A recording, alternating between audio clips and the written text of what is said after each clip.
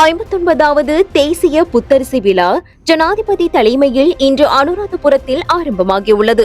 மகா சங்கத்தினரின் ஆசிர்வாதத்துடன் ஆரம்பமான இந்த மாபெரும் கலாசார விழாவின் போது விவசாயிகள் மிகுந்த பக்தியுடன் தயாரித்த தமது முதற்போக அறுவடையை புத்த பெருமானுக்கு அர்ப்பணித்தனர். இந்நிகழ்வில் கலந்து கொண்டு உரையாற்றிய ஜனாதிபதி அனுரகுமார திசாநாயக்க, எமது கலாசாரத்தின் பெரும் பகுதியாக விவசாயம் பின்னி பிணைந்துள்ளதாக தெரிவித்தார்.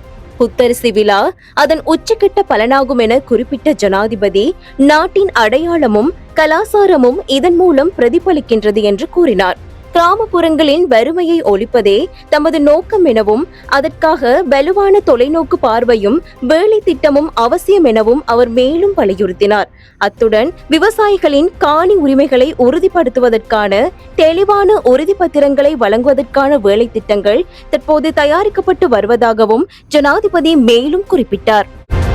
உறுதிப்படுத்தப்பட்ட உண்மை செய்திகளை உடனுக்குடன் தெரிந்து கொள்ள ஆயுள் மீடியாவை ஃபாலோ செய்யுங்கள்.